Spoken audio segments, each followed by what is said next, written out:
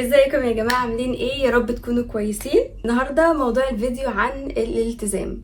بصوا، انا عندي مشكلة كبيرة قوي في الالتزام. انا ما بعرفش التزم باي حاجة خالص خالص. بدأت حاجات كتير جدا جدا جدا في حياتي من ساعة الدراسة لحد دلوقتي، وما التزمتش الحمد لله باي حاجة فيها. بصوا، هو بصراحة النهاردة أنا مش جاية أتكلم وأقول إن إحنا لازم نبقى ملتزمين مش عارفة إيه. لأ، بصراحة أنا النهاردة جاية أقول لكم الحاجات اللي أنا بدأتها في حياتي وما التزمتش بيها خالص عامة يعني. وهي حاجات كتير بصراحة يعني. فقلت ليه ما أقولكوش، ما هو تاخدوني عبرة.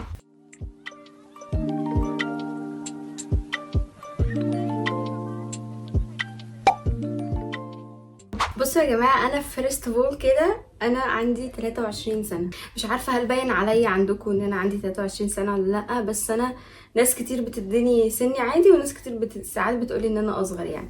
بس ما بصدقهمش، بحس انهم بيهزروا يعني. ما علينا. اول حاجه طبعا الالتزام في الدراسه. انا ما كنتش ملتزمه خالص خالص خالص في الدراسه. ما كنتش بعرف التزم باي حاجه.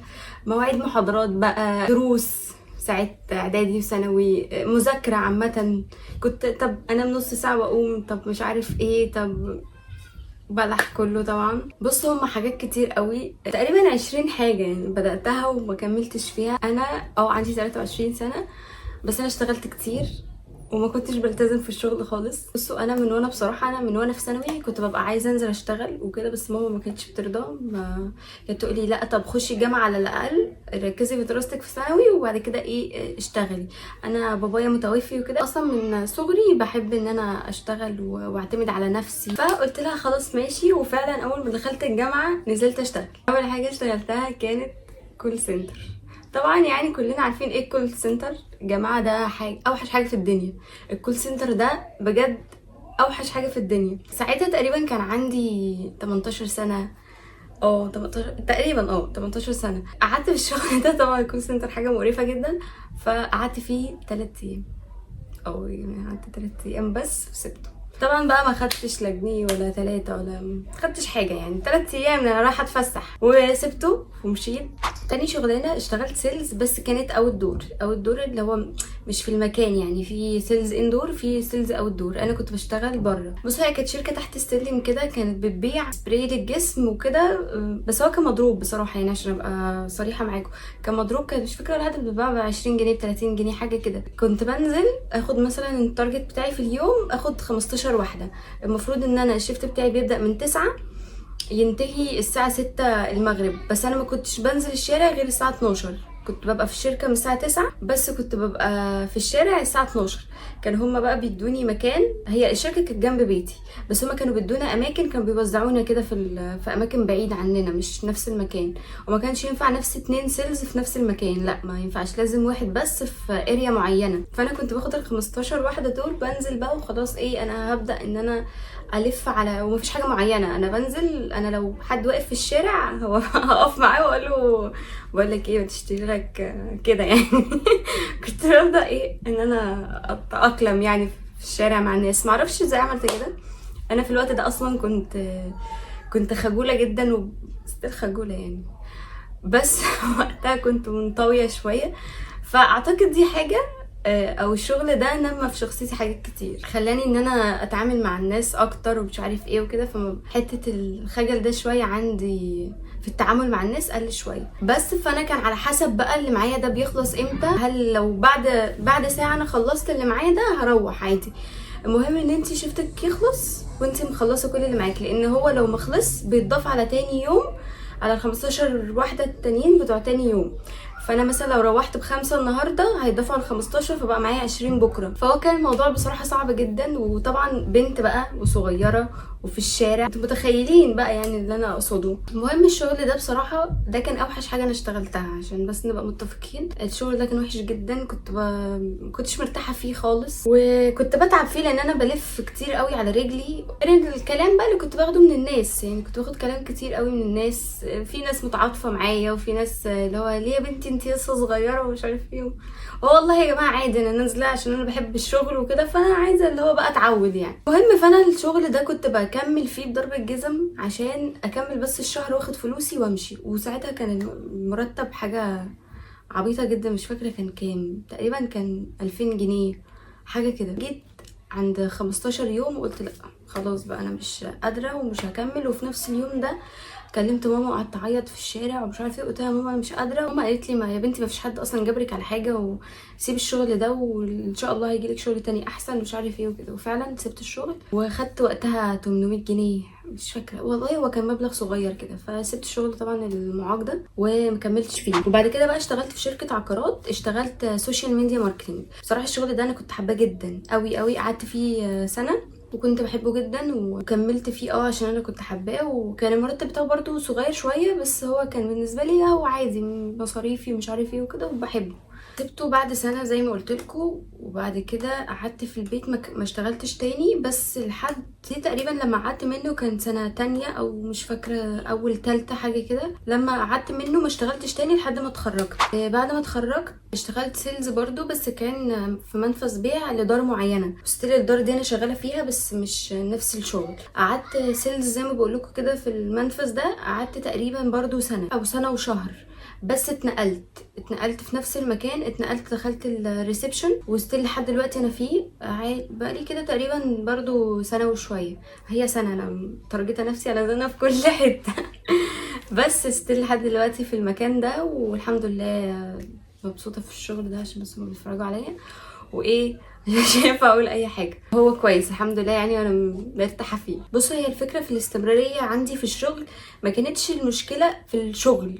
يعني انا فكره الشغل انا عايزه اكمل في الشغل وعايزه اشتغل وكل حاجه، بس انا ما كنتش بقدر استمر في شغل معين، ما كنتش ببقى قادره ان انا استنى. ولعلمكم انا في حاجات كتير ما قلتهاش، لان هي كان يوم يومين كده ما كنتش بقدر اكمل، وكنت بصراحه ما بروحش تاني. بس فكره الشغل نفسها كانت عندي انا عادي عايزه اكمل في الشغل، بس ايه في شغل معين. في الفتره بقى اللي هي ما بين تانية لحد ما اتخرجت تقريبا او اول تالتة اتعلمت حاجات كتير. بدات بقى انا قاعده في البيت خلاص، انا ما بحبش قعده البيت، فانا خلاص بقى قاعده في البيت انا مش هسيب نفسي لدماغي، انا هبدا بقى ايه اشوف اي حاجه اتعلمها كده ولا كده. اول حاجه طبعا قررت ان اتعلمها، وزي اي طالب قرر في الاجازه ان هو يتعلم لغه، واللغه دي كانت انجليزي. الحمد لله اتعلمت كتير في الانجليزي، انا اصلا بحب الانجليزي من وانا صغيره، قعدت فتره بتعلمه ولحد ما وصلت لليفل كويس يعني وتمام. وطبعا ايه ما كملش فيه، محدش بيكمل في حاجه لاخر العمر يعني، ما كملتش وسبته. بس وصلت لحاجه كويسه، وصلت لليفل حلو بس ما كملتش. تاني حاجه كانت الماركتينج. لما قعدت من الشغل اللي هو كان سوشيال ميديا ماركتينج، قلت خلاص المجال ده انا حباه ومش عارف ايه، وهاخد بقى فيه كورسات اونلاين. وفعلا خدت كورس بس كان محدد في ميديا باينج. قلت خلاص انا هتعلم بقى الميديا باينج ودي حاجه انا بحبها وهكمل فيها. معرفش ليه ما كملتش، قعدت تقريبا شهر او 2 والكورس كان سنه. وكنت دافعه والله حقه، يلا بقى مش مشكله. بصوا اعتبروا ان الفيديو لسه بادئ دلوقتي، لان انا اكتشفت ان انا كل اللي فات ده ما كنتش بصل للكاميرا. مش مشكله مش مشكله، خلينا نبدا من الاول. اكيد مش هنبدا من الاول، احنا هنبدا دلوقتي مش من الاول ده اقل حاجه يا جماعه. والله انا بقصت كتير قوي من الفيديو، انتوا مش متخيلين انا بقص كتير قد ايه. المهم خدت زي ما قلت لكم الكورس ده، قعدت فيه شهر او 2 وما كملتش. شفت بقى حوار المونتاج، انا كنت بحب اعمل اديت للصور ومش عارف ايه، واقص الفيديوهات واركبها على بعض، فانا كنت بحب اعمل كده بين فتره والتانيه يعني. فقلت خلاص انا هتعلم مونتاج فما كنتش خدت كورسات ساعتها، قلت لا مش هاخد كورسات، انا هتعلم مع نفسي كده ايه اونلاين. وجبت اللاب ده جبته، وفعلا اتعلمت فيه حاجات كتير وبرضه سبته. مش فاكره قعدت قد ايه والله، لان هو كل حاجه بتتراوح ما بين 2-3 كده يعني، وايه ما كملتش فيه. وقتها كنت بسمع اغاني اسباني كتير قوي، قلت انا هتعلم اسباني وهشتغل ايه، بس مش هشتغل كول سنتر، انا ما بحبش كول سنتر، انا هشتغل مترجمه بقى في اي حاجه، بس هتعلم الاسباني. وفعلا قلت خلاص هتعلم اسباني واونلاين بقى وكل حاجه. انا قاعده في البيت فاضيه بقى، برضه قعدت شهر ولا شهرين. طب والله ساعتها فعلا كنت وصلت لمرحله فعلا حلوه، كنت بعرف اعبر عن نفسي. لحد دلوقتي انا حافظه من 1 ل10 بالاسباني بس نسيت بقيه الكلام. طبعا ايه 2-3 وقلبته، وقلت خلاص انا هتعلم برمجه. دي بقى ما كملتش فيها يومين بصراحه، لان هي البرمجه دي حاجه متخلفه جدا، بس ما اعرفش، الله يكون في عون اللي بيتعلمها او بيدرسها عامه. لو احنا بنتعلم لغاتنا احنا بالعافيه، احنا كمان هنتعلم لغات الكمبيوتر؟ لا مش ناقصه وجع دماغ. ساعتها كان لسه نازل الاي اي اوتوميشن، انا هتعلم اي اي اوتوميشن. ما اعرفش والله، انا كنت اي حاجه بشوفها قدامي ببقى عايزه اتعلمها. بس والله الحاجات دي يا جماعه فعلا خلتني بقيت بفهم في حاجات كتير، واي حاجه بتتقال مثلا قدامي انا فاهماها، انا عارفه وهتكلم معاكم فيها. فدي بصراحه حاجه حلوه. فطبعا الاي اي اوتوميشن زيه زي البرمجه بالظبط، فقلبته في يومين اتنين ما كملتش فيه، وبعدها رجعت تاني للمونتاج، لان هو دي كانت اكتر حاجه انا كنت حباها. ممكن تقولي لي طب والماركتينج؟ اقول لكم كنت حابه الماركتنج بس زهقت، فالمونتاج كان اكتر حاجه ايه حبيتها. كنت ستيل فاكره حاجات انا كنت متعلماها من اول مره، فكنت بكمل عليها. قعدت 6 شهور، دي اكتر حاجه على فكره انا قعدت فيها. قعدت 6 شهور برضو زهقت قلبته. بس انا دلوقتي واصله فيه في مرحله حلوه، بعرف ايديت الفيديو كويس ومش عارف ايه، واظبط الصوت واظبط الصوره، واصله فيه المرحله حلوه. فلو حد حابب يعني يبقى يكلمني. انا ده اصلا زهقت بس كلموني. وحاليا باين طبعا انا بعمل ايه، اليوتيوب. بس والله انا مبسوطه، انا مبسوطه وانا بعمله، وان شاء الله هنشوف بقى الحوار ده هياخدنا على فين. ان شاء الله ما قلبوش قريب يعني، اكمل فيه. اعملوا لي لايك وسبسكرايب عشان ما قلبوش لو انتوا حابين يعني. لو مش حابين خلاص مش هجبركم على حاجه، بس يا ريت تعملوا يعني. فخلاصة كل ده، كل الحاجات اللي انا قلتها دي كان بيربط ما بينهم حاجة واحدة، كانت الحماس. انا كنت ببقى متحمسة جدا في الاول ومبسوطة وداخلة بقلب جامد قوي، وشايفة اوهام قدامي، شايفة نجاح هو مش اوهام. النجاح انا كنت شايفة انه خلاص بقى مثلا في الماركتينج انا هبقى عندي شركة ماركتينج وحواليا تيم ومش عارف ايه وكلنا بنشتغل مع بعض. في المونتاج انا شغالة مع اجانب في شركات بره ومش عارف ايه، وبقبض بالدولار وكل الكلام ده. وفي اللغات بقى انا اصلا مترجمه من صغري كده يعني. فده اللي كان بيبقى في دماغي. وبعد شويه زي ما قلت لكم بزهق والحماس ده بينتهي وخلاص. فكنت بزهق جدا بصراحه يعني، الزهق كان بيبقى تقيل عليا، ما كنتش بقدر اكمل. وكمان ما كنتش بلاقي نتيجه لاي حاجه يعني. انا كنت بتعب قوي وكنت بحط مجهود كبير قوي، ما كنتش بلاقي نتائج خالص. بصراحه بقى كنت بقعد بعد اي حاجه من اللي انا كنت ببداها دي وخلاص نهيتها، كنت بقعد اسال نفسي طب هو انا مثلا كنت بختار حاجه هي مش شبهي، حاجه انا ما بحبهاش؟ هو انا مثلا لما بشوف اي حاجه ببقى عايزه اجربها وخلاص، ولا ده ايه؟ وهو انا فعلا عندي مشكله ان انا ابقى ملتزمه في حاجه؟ وهل الحاجات دي اصلا كانت غلط او التجارب دي ما كانتش كويسه اصلا، ولا هو العيب في ايه؟ وهل لازم عشان اكمل في الحاجه دي اكون بحبها ويكون مثلا الحب ده مش بيقل، لا بيزيد مع الوقت؟ ولا مثلا ما ينفعش ان انا ادخل في حاجه انا ما بحبهاش او انا عارفه ان انا مرتاحه فيها؟ بس كنت برجع واقول هي لا، المشكله مش في الالتزام. هي عشان لو في الالتزام انا الحمد لله كنت ملتزمه بحاجات كتير جدا طول فترة حياتي وكملتها للآخر، زي مثلا الدراسة. احنا ما بنوقفش تعليم خالص، حتى لو احنا اتخرجنا من الجامعة او ايا كان احنا ما بنوقفش تعليم، احنا بنتعلم حاجات كتير قوي. بس انا كانت مرحلة في حياتي انا خلصتها على الاقل.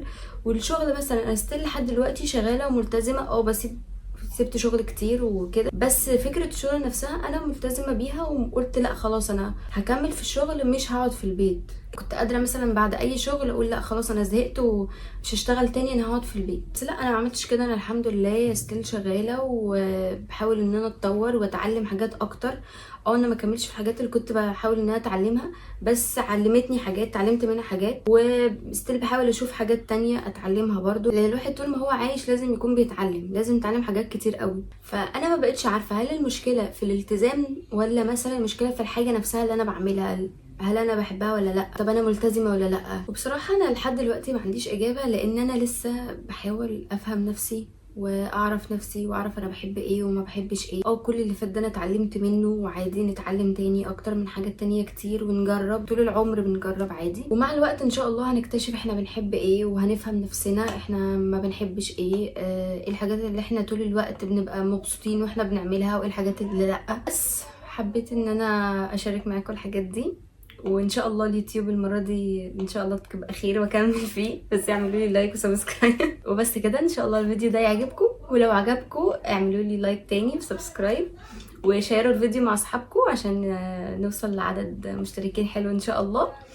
وبس كده، باي.